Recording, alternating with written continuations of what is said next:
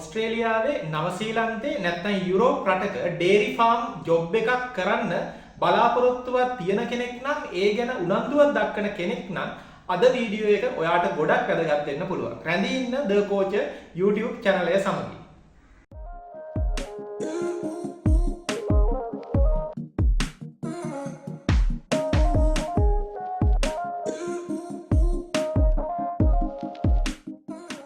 සියලු දෙනාට සුබ දවසක් වේවා කියලා මුලින්ම ප්‍රාර්ථනා කරනවා.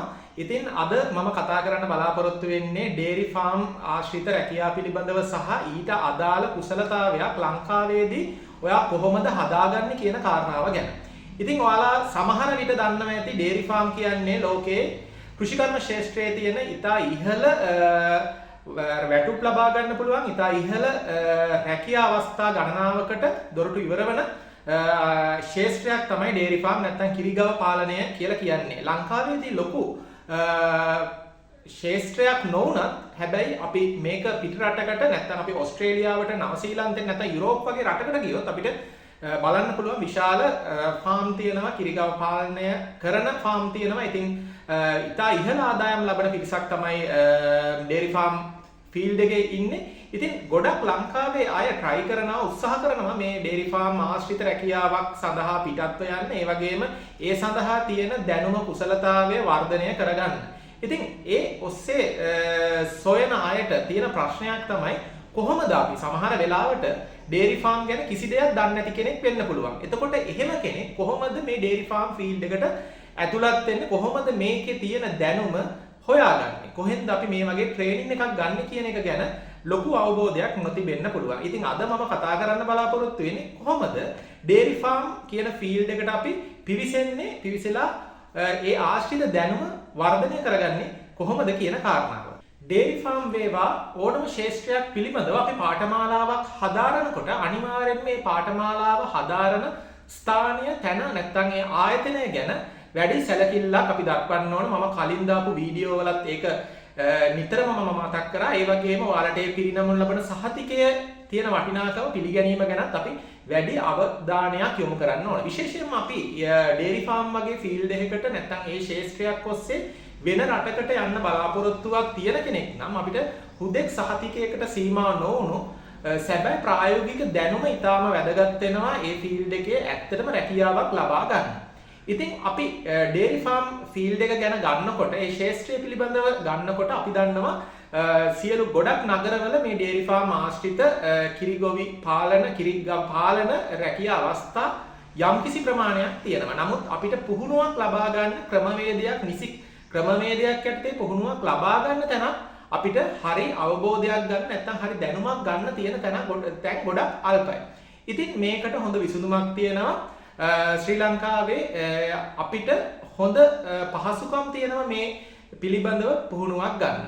ඉතින් ඒ පිළිබඳව අද කතා කරමු. ඉතින් ඔයාලා ඔක්කොම දන්නවා ඇති NLDB නැත්නම් අපි කියනවා ජාතික පශු සංවර්ධන අධිකාරිය ලංකාවේ රාජ්‍ය ආයතනයක්, රාජ්‍ය අධිකාරියක්. ඉතින් ඒ අධිකාරිය යටතේ ලංකාවේ පුහුණු මධ්‍යස්ථාන ඒ වගේම ගොවිපළවල් විශාල ප්‍රමාණයක් ලංකාව පුරා පැතිරී පවතිනවා. ඉතින් පශු සම්පත් ක්ෂේත්‍රයට විශාල දායකත්වයක් දක්වන ආයතනයක් විදිහට අපිට හඳුන්වන්න පුළුවන් NLDB ආයතනය. ඉතින් NLDB ආයතනය හරහා කිරිගව පාලනය පිළිබඳ එක මාසයක පුහුණු පාඨමාලාවක් දැන් කාලයක සිට ලංකාවේ පවත්වන ලබනවා. ඉතින් විශාල පිරිසක් ඕස්ට්‍රේලියාව, නවසීලන්තය ඒ වගේම යුරෝප් රටවල් වල කිරිගව පාලනය නැත්නම් ඩේරි ෆාම් ආශ්‍රිත රැකියාවලට පිටත්ව යන බොහොමයක් දෙනා මේ පාඨමාලාව හදාරනවා. මේ පාඨමාලාව එක මාසයයි තියෙන්නේ. ඒ මාසය තුල ඔබට ඩේරි ෆාම් ෆීල්ඩ් එකේ තියෙන්නේ දැනුම ඇත්තටම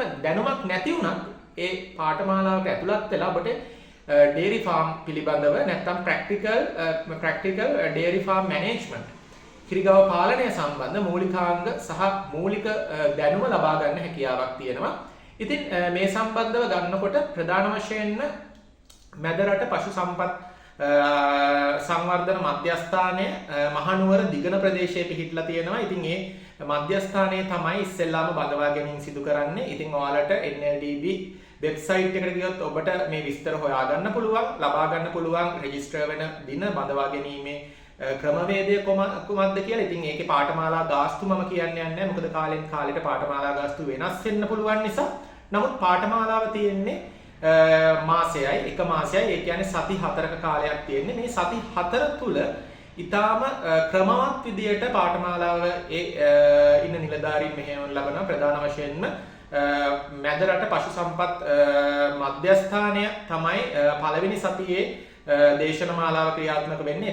එතනදී ඔබට ලබා ගන්න පුළුවන් පශු සම්පත් තාක්ෂණය නැත්නම් කිරිගව පාලනය පිළිබඳ මූලික දැනුම ඔබට ලබා ගන්න පුළුවන්. මහබේරිය තැන්න ෆාම් එක ඒ ආශ්‍රිතව පිහිටලා තියෙනවා. ඉතින් ඉගෙන ගන්න දෛනිකව ඉගෙන ගන්න සිද්ධාන්ත වලට අනුරූප වන ලෙස ඒ සඳහා වූ ප්‍රැක්ටිකල් ප්‍රායෝගික ක්‍රියාකාරකම් මහබෙරි තැන්න ෆාම් එකේ සිදු කරන ලබනවා.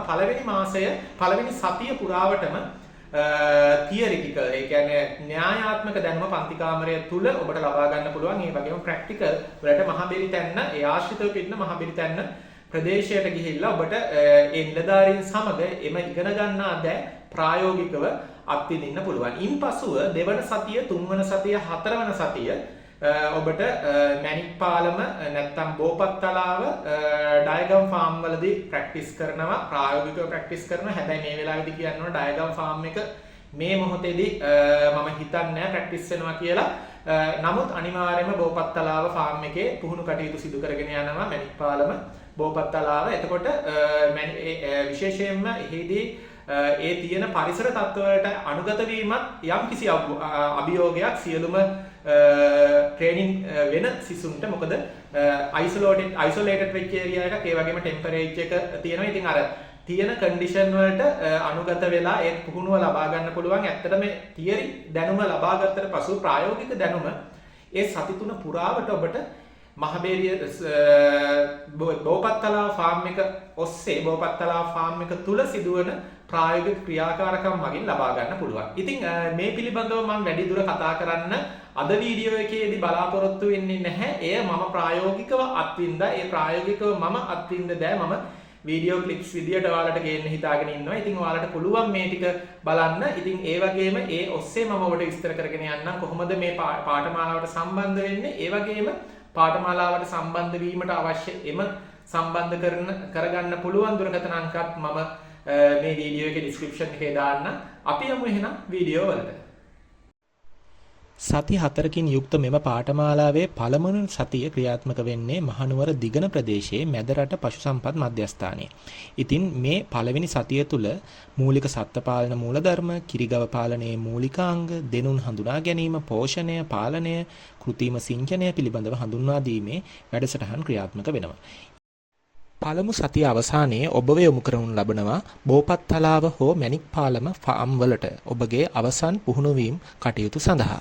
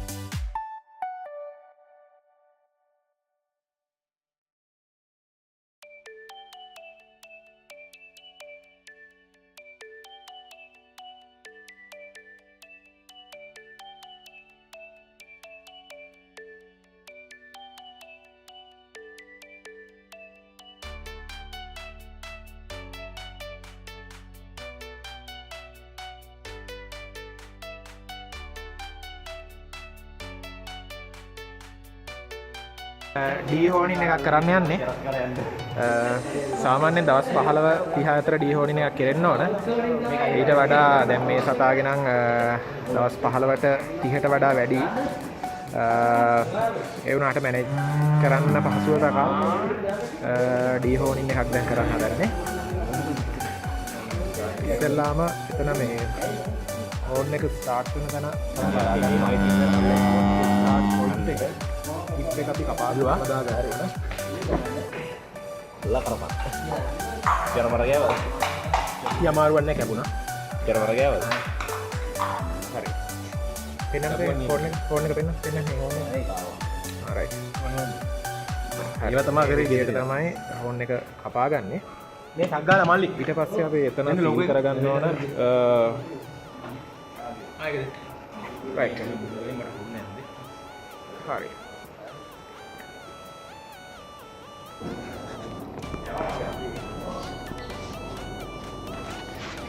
එතකොට ඩීහෝනින් කියන වැඩේ කරනකොට අපිට සාමාන්‍යයෙන් දවස් 15ක නැත්නම් දවස් 30ක වයසක සත්තුන්ට තමයි අපි ඩීහෝනින් ස්ටාර්ට් කරන්නේ. උනාට සමහර වෙලාවට ඩීහෝනින් එක පරක් වුණාට පස්සේ මේ වගේ සත්තු අරගෙන අපි ඩීහෝනින් එක කරනවා. මොකද මැනේජ්මන්ට් ප්‍රැක්ටිස් වල ලේසි නැත්නම් ෆෝන් තිබුණොත් වෙන්නේ යාලා කන්ට්‍රෝල් කරන්න අමාරුයි. ඒක වෙනකොට ඒ නිසා පොඩි කාලෙම ෆෝන් එකේ අවසානයේ තියෙන ග්‍රන්ථිය සම්පූර්ණ කලවල අයින් කරනවා. ඊට පස්සේ එතනින් එහාට ෆෝන් ග්‍රෝ වෙන එක නවතිනවා.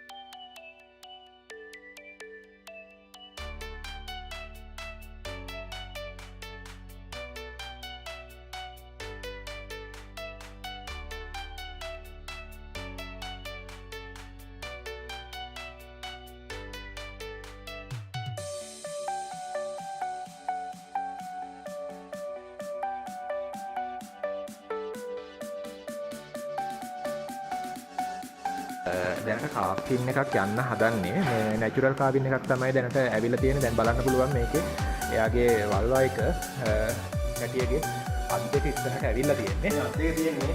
ඔව්. ඒක මොම්බඩියක් ඇවිල්ලා තියෙන්නේ. ඔව්. ජෝතියක් ඇවිල්ලා. හරි.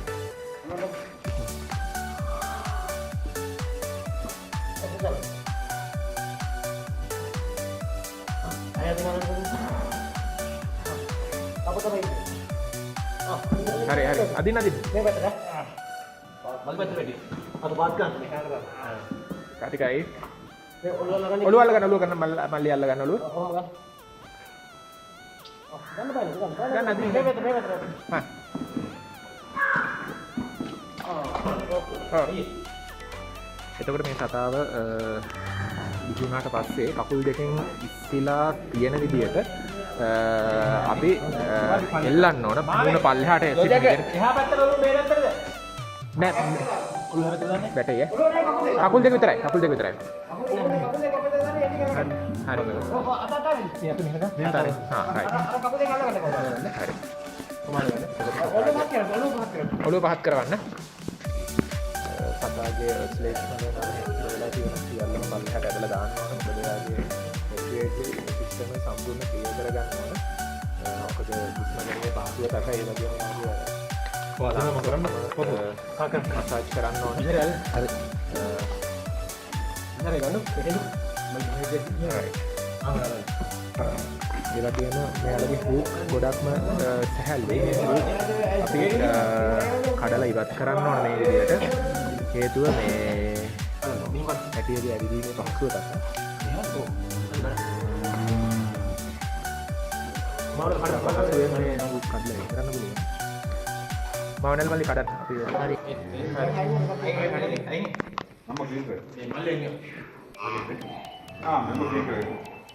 එතකොට මවුසක ඇවිල්ලා පැටිය ක්ලීන් කරනවා. සම්පූර්ණ පැටියගේ සම්පූර්ණම පැටිය ශ්ලේෂ්මලය වලින් පිරීලා තියෙන්නේ නැහැවිලා තියෙන්නේ.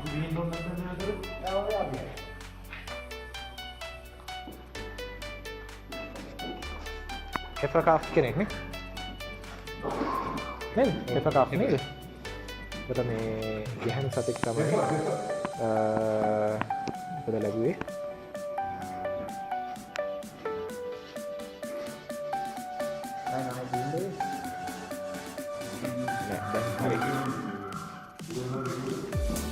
දැන් අපිට හේ වගේ තියෙනවා නම් අපිට හේ වගේ අරන් ඇවිල්ලා මේ වගේ මේ තියෙන ප්ලේස් වල ඉවත් වෙන විදිහකට අපිට ඒක හේ වලින් මෙයාගේ අඟ පිළි දාන්න පුළුවන්. ඒක සම්පූර්ණ සතා මේ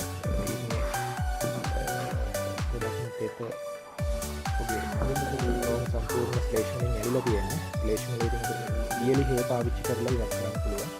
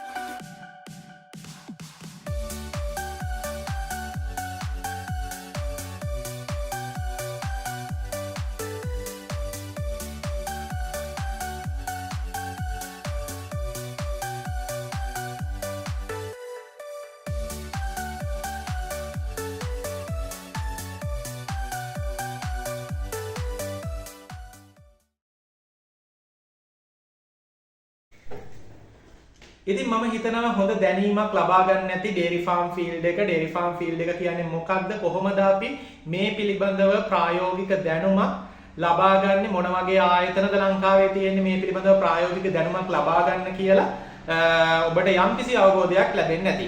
ඉතින් එකක් මම අනිවාර්යෙන් මතක් කරනවා. මොකද්ද?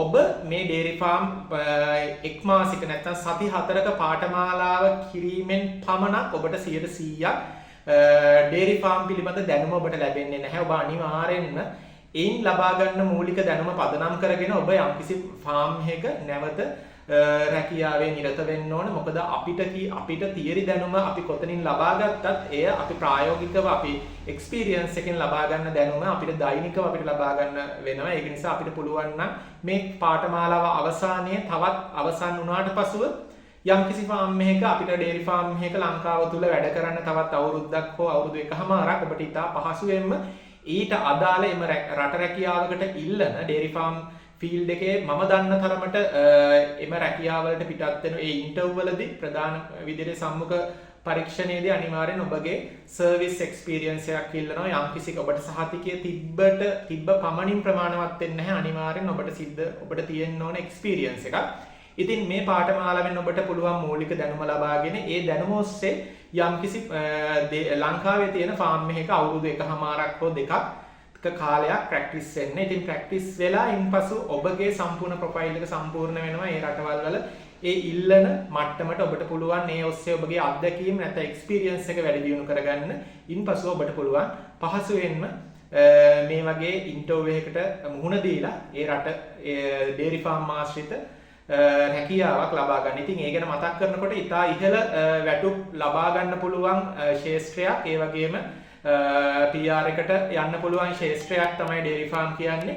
ඒ වගේම තමයි ලංකාවේදී ඔබ මේ ෆාම් එකේ එක්ස්පීරියන්ස් එක අරගෙන මේ පාඨමාලාව අවසන් කරාට පසුව මම ඉස්සෙල්ලා කිව්වා වගේ එකපාරටම ඔබගේ දැනුම 100%ක් වෙන්නේ නැහැ ඩේරි ෆාම් ෆීල්ඩ් එක පිළිබඳව. ඔබ අනිවාර්යෙන්ම ඉන් පසුව යම්කිසි කාලයක් ඔබට පුළුවන් නම් ඩේරි ෆාම් එකක ඇත්තටම ප්‍රැක්ටිස් වෙන්න නැවත තමයි ඉගෙන ගත්තේ මාසය ඇතුළත ඉගෙන ගත්ත දේ නැවත අවුරුදු එකමාරක් දෙකක් ප්‍රැක්ටිස් වෙන්න ඔබට පුළුවන් ඔබගේ දැනුම යම්කිසි ඉහළ මට්ටමකට වැඩි දියුණු කරගන්න. ඉතින් ඒ අතරම ඔබට පුළුවන් විශේෂයෙන්ම NVQ සහතිකයක් ලබා ගන්න. ඔබ පළවෙනි මාසයේ පාඨමාලාව අවසන් වුණාට පස්සේ ඊට පස්සේ ඔබ හිතනවා නම් ගිහිල්ලා තමයි වෙන ෆාම් එකක ප්‍රැක්ටිස් වෙන්න ඕන කියලා.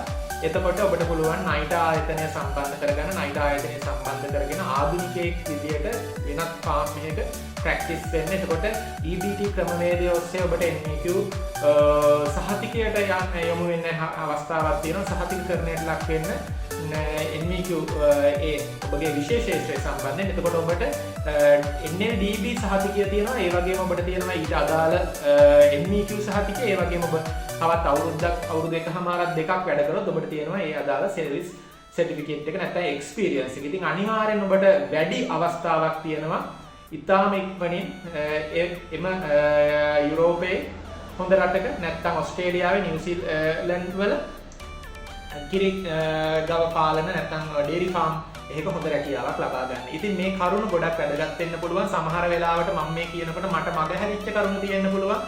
සමහර විට ඔබ මේ පාඨමාලාව හදාරපු කෙනෙක් වෙන්න පුළුවන්. යෝජනා ඇති, චෝදනා ඇති සියල්ලම කමෙන්ට් සෙක්ෂන් එකේ දාන්න.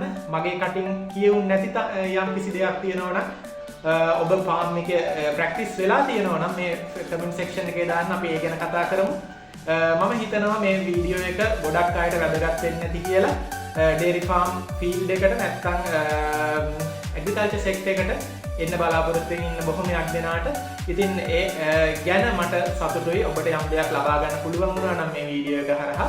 ඉතින් අද දින වීඩියෝ එක නිමා කරන්න තමයි මේ සූදානම. නැවත වාරයක් නැවත අලුත් දිනක අලුත් ශේෂ්ත්‍රයක් ඔස්සේ කතා කරන්න බලාපොරොත්තු වෙන අද දිනට මම ඔබෙන් සමු ගන්නවා. සියලු දෙනාට සුබ දවසක්.